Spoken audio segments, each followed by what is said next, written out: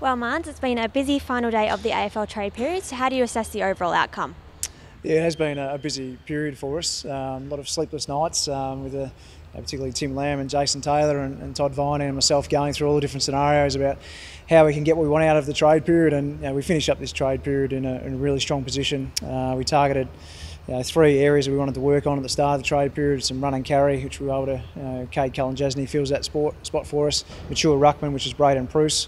And then we're always interested in Stephen May. If we ended up doing a deal for Jesse Hogan, that Stephen May, if we could get him to agree to come to Melbourne, was going to be an important player for us as a general down back. So able to do that was first of all a positive for us, and then secondly our next thing was to improve our draft hand. So we started off with pick 36. We've now got pick 23 and 28, two picks in the second round, which we think we'll pick two good AFL players. And there was a lot of speculation around Jesse Hogan, so when did he actually request a trade to go home? Yeah, he was in discussions after the end of the season, particularly in his exit interview, but then a later one with Simon Goodwin, where he said his preference would be to return to Perth and to Fremantle in particular.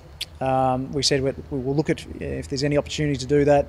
If there ends up being a deal that's beneficial to Melbourne Football Club, we'll see what we can do. And we're happy in the end that Jesse's got his wish to return to Perth, and we've been able to secure a really good deal out of it, which is being two players that can come in and play straight away, and also pick 23.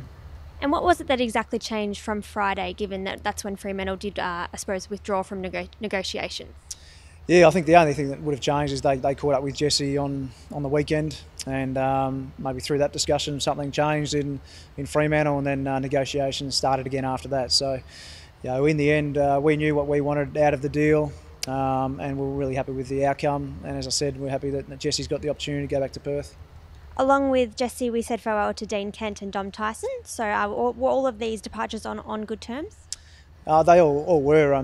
Dean came to the club and requested a trade to St Kilda, where he had an opportunity for a longer term deal and more opportunities to play. And Dom Tyson, probably more about his position as well, to be able to play more as an inside mid and to go to North Melbourne and get that. So spoken to both the players since the trade. They're both happy to get their opportunities at the other clubs, and we've thanked them both for what they've done at Melbourne Footy Club. Probably particularly talk about Dom Tyson. He came into the club at a time when we were struggling, and what he's been able to do in our midfield has been really important over the last 3 or 4 years. We've really gone hard in that area in the draft to get a lot of midfielders in, and the pleasing thing is that those young guys have developed so well. So really pleased to got another opportunity. And you mentioned earlier the improving our draft hand. So how do you, I suppose, look at that heading into that draft period coming up? Yeah, so it's, with the new rules this year, they can trade draft picks right up until draft day and even on draft night. So there still might be some movement in that area for us, but in the end, to be able to get 2 second-round picks was really important for us. Our recruiters do a lot of work on what type of players they'll get in that area.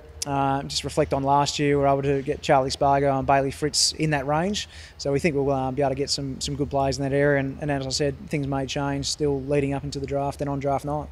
Well done on a successful trade period, and look forward to the draft coming up. Thanks, Caitlin.